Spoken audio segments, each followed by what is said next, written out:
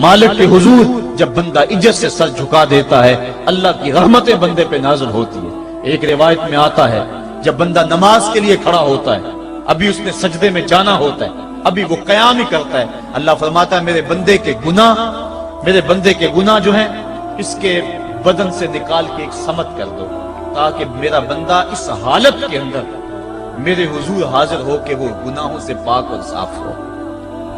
حضرت نبی رحمت صلی اللہ علیہ وآلہ وسلم فرماتے ہیں کہ پھر اس کے سارے گناہ اس کے بدن سے اتار کے ایک سمت رکھ دی جائے اور بندہ مصلی پہ سبحان ربی العالی کے نغمے الاپتا ہے، رکوع کرتا ہے، سجدے کرتا ہے۔ جب سلام پھیر کے نماز ختم کر کے دعا کر کے جانے لگتا ہے تو فرشتے عرض کرتے ہیں مالک یہ جو گناہ اتار کے ایک سائیڈ پہ رکھے تھے یہ دوبارہ اس کو دے دیں؟ اللہ فرماتا ہے جس کی جھولی سے گناہ نکال لیے تھے دوبارہ اس کی جھولی میں نہیں ڈالیں۔ اللہ اکبر۔ اور ایک روایت کے لفظ ہیں کہ جب بندہ نماز کے لیے کھڑا ہوتا ہے اس کے کندھوں کے اوپر سارے گناہ آ جاتے ہیں اور اس کے سر پہ اوپر گناہ آ جاتے ہیں۔ جب رکوع میں جاتا ہے تو کندھوں والے گناہ گر جاتے ہیں، اور جب بندہ سجدے میں سر رکھتا ہے تو اللہ تعالیٰ اس کے سارے گناہوں کو ختم کر دیتا ہے اور وہ بالکل پاک ہو جاتا ہے۔ حضرت سلیمان فارسی ایک دن ایک درخت کے نیچے کھڑے تھے، آپ نے درخت کی شاخ کو پکڑ کے جنبش دی، حرکت کی، موسم خزاں تھا، درخت کی شاخ کے سارے زرد پتے گر گئے۔ ایک صحابی پاس کھڑے تھے، انہیں پوچھنے لگے عثمان تو نے مجھے پوچھا نہیں کہ میں نے درخت کی شاخ کو یوں ہلایا کیوں ہے؟ انہوں نے کہا اچھا پھر آپ بتا دیں کہ آپ نے درخت کی شاخ کو یوں کیوں ہلایا ہے؟ کہا سنو پھر ایک دن میں اور چند صحابہ حضور کے ساتھ جا رہے تھے، رستے میں ایک درخت آیا، اس کے نیچے حضور کھڑے ہوئے، حضور نے اس طرح درخت کی شاخ کو پکڑ کے ہلایا، یوں پتے جھڑ گئے، ہم اس منظر کو دیکھتے رہے۔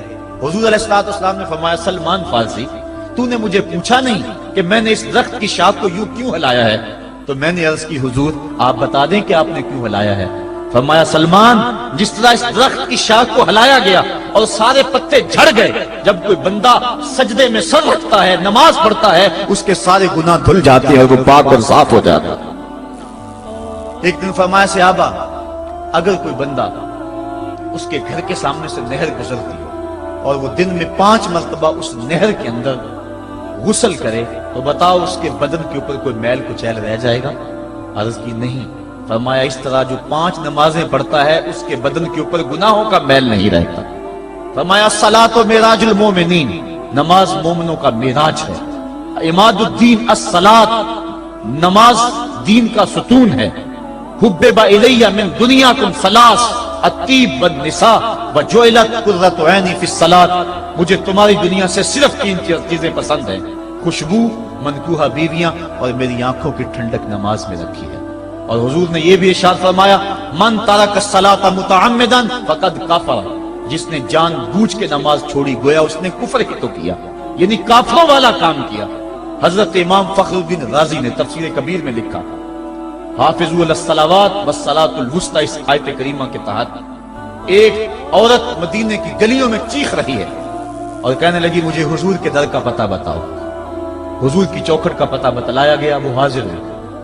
آقا کریم صلی اللہ علیہ وسلم کی خدمت میں عرض کی حضور میرا خامد سفر پہ گیا ہوا تھا اور میں نے اس کی عدم موجودگی کے اندر زنا کر لیا، حمل ٹھہر گیا اور جو بچہ پیدا ہوا میں نے مارے شرم کے اس بچے کو سرکے کے مرتبان میں ڈال دیا اور پھر اسی سرکے سے میں لوگوں کو فروخت کرتی رہی ہوں۔ اب جب کہ میرا ضمیر جاگا ہے میں آپ کی خدمت میں حاضر ہوئی، مجھے بتایا جائے کہ میرے گناہ کا بھی کوئی کفارہ ہے۔ حضور نے ارشاد فرمایا جو تو نے زنا کیا ہے اس کی سزا رجم ہے کیونکہ تو شادی شدہ ہے، اور جو تو نے بچے کو قتل کیا ہے قتل کی سزا قتل ہے، اور جو تو نے سرکہ بیچا ہے فقد ارتکبت کبیرہ، تو نے کبیرہ گناہ کیا ہے، اس کی سزا تو قیامت کے دن پائے گی۔ اس کے بعد حضور فرمایا ان تینوں گناہوں کی یہ سزا ہے، لیکن جس طرح تو گھبرائی ہوئی آئی تھی میں تو یہ سمجھا تھا شاید تیری نماز اثر قضا ہو گئی ہے۔ اب آپ اندازہ کریں کہ نماز کی اہمیت کیا ہے اور ہم اس باب میں کتنی سستی کرتے ہیں۔ کسی سے پوچھا جائے نا آؤ نماز پڑھنے چلے، وہ کہتے ہیں بس یار میرے کپڑے پلید ہیں، کپڑے میرے پاک نہیں ہیں۔ تیرے کپڑے کیسے پاک رہ سکتے ہیں؟ تو اللہ کے حضور جھکنا نہیں جانتا، تیرے کپڑے بھی پلید ہے، تیرا دل بھی پلید ہے، تو اس کے حضور جھک کے تو دیکھ، تن بھی ستھرا کر دے گا، تیری روح کو بھی پاکی دے دے گا، تیرے قلب کو بھی طہارت بخش دے گا۔ تو اس کے حضور آ جھک، اس کے حضور سجدوں سے اللہ کے حضور خراج پیش کر اپنی محبتوں کا۔ جب بندہ سجدے میں سر رکھتا ہے اللہ فرشتوں میں فخر کرتا ہے، میرے بندے کو دیکھو نا، بالآخر میرے حضور ہی جھکا ہے نا، کتنے گناہ کیے اس نے، کتنے جرم کیے اس نے، لیکن بالآخر میرے حضور آیا اور اپنے گناہوں کی معافی مانگتا ہے۔ فرشتوں گواہ ہو جاؤ، میں نے اپنے اس بندے کی مغفرت فرما دی۔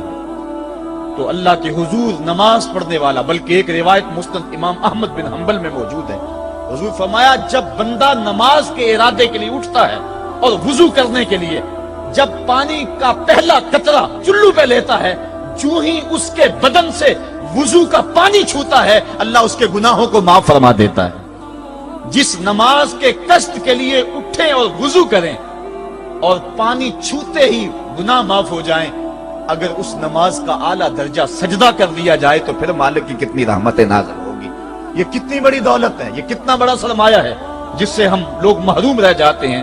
آؤ اللہ کی رحمتیں سجدے میں ڈھونڈے، سجدے میں پیشانی رکھ کے جب ہم اس کی رحمت کو مانگے تو وہ مالک ہمارے اوپر رحمتیں نازل کرے گا۔ آج پوری دنیا کے اوپر مسلمانوں کے ساتھ جو حالات ہیں وہ کسی سے مخفی نہیں۔ کوئی کہتا ہے کہ معاشی طور پہ مسلمان کمزور ہیں، اس وجہ کو بھی میں تسلیم کرتا ہوں۔ مسلمان کے پاس آلات حرب و ضرب بھی موجود نہیں ہیں، اس وجہ کو بھی تسلیم کر لیا جائے۔ سیاسی طور پہ مسلمان کمزور ہیں، اس وجہ کو بھی تسلیم کر لیا جائے۔ یہ ساری وجہیں اپنی جگہ پہ، لیکن یہ بھی تو سنو مسلمانوں کی تعداد اس وقت 1.40 کروڑ ہے۔ افرادی قوت اتنی کبھی بھی مسلمانوں کی نہیں ہوئی تھی۔ اس وقت مسلمانوں کے پاس ایٹمی طاقت موجود ہے، اتنی قوت عسکری کبھی بھی مسلمانوں کے پاس نہیں ہوئی تھی۔ 56 اسلامی ملک ہیں جن میں قیمتی معدنیات سے اور تیل کی دولت سے اور سونے کی قیمتی معدنیات سے یہ مسلمان مالا مال ہیں۔ کیا کچھ نہیں ہے جو مسلمانوں کے پاس نہ ہو، لیکن ایک دولت چھن گئی مسلمانوں کے پاس، وہ سجدے کی آبرو، وہ سجدے کی عزت، وہ پیشانی رکھ کے اس رب کو پکارنا جو سب سے اعلیٰ ہے، جو سب سے بالا ہے، جس نے موسیٰ کے فرعون کو نیل کی موجوں میں ڈبو دیا۔ کیا پوری امت مسلمہ 1.40 کروڑ انسان سجدے میں سر رکھ کے سبحان ربی الاعلیٰ کے نغمے آلات کے اپنے رب سے گزارش کریں اور اپنی امت کا رونا روئیں؟ کشمیر میں لٹتی ہوئی جوانیاں اور کل قدس کے اندر بہتا ہوا خون، شبرغان سے لے کر کابل و قندھار تک اور موصل سے لے کر تقریب تک مسلمان کے اوپر جو ظلم و تشدد ہو رہے ہیں، اپنے رب کے حضور اس کا دکھڑا سنائیں اور اپنے مالک کو کہیں میرے مالک ہم لٹ گئے، ہم کٹ گئے، ہم پٹ گئے۔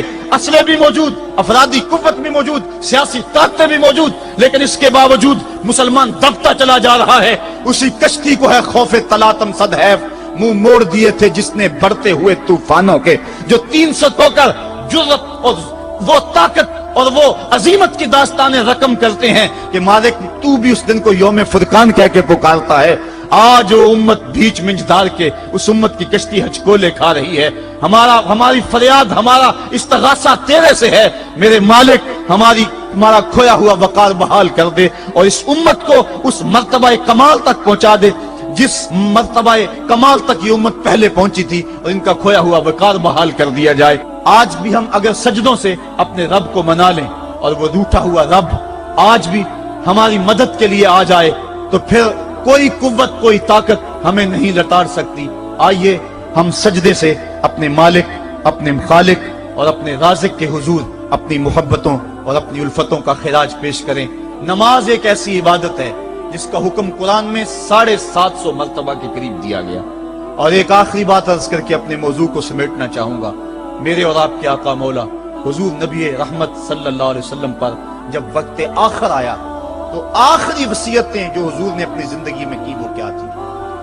2 وصیتیں تھی حضور کی آخری، جب حضور ایام مرض میں تھے، اور آخری وصیتیں اس کے بعد حضور نے کوئی کلام نہیں کیا، وہ یہی تھا الصلاۃ الصلاۃ الصلاۃ الصلاۃ۔ لوگوں میں تمہیں نماز کی تاکید کرتا ہوں، میں نماز کی تاکید کرتا ہوں۔ اور دوسرا فرمایا جو تمہاری ملک میں تمہارے غلام اور تمہاری لونڈیاں ہیں ان کے ساتھ اس نے سلوک کی تاکید کرتا ہوں۔ یہ آخری 2 باتیں تھی جو حضور نے ارشاد کی، حقوق اللہ کے حوالے سے نماز اور حقوق العباد کے حوالے سے حضور نے کمزوروں کے حق ان تک پہنچانے کی تاکید امت کو دی، اور اس کے بعد پھر حضور انتقال کر گئے۔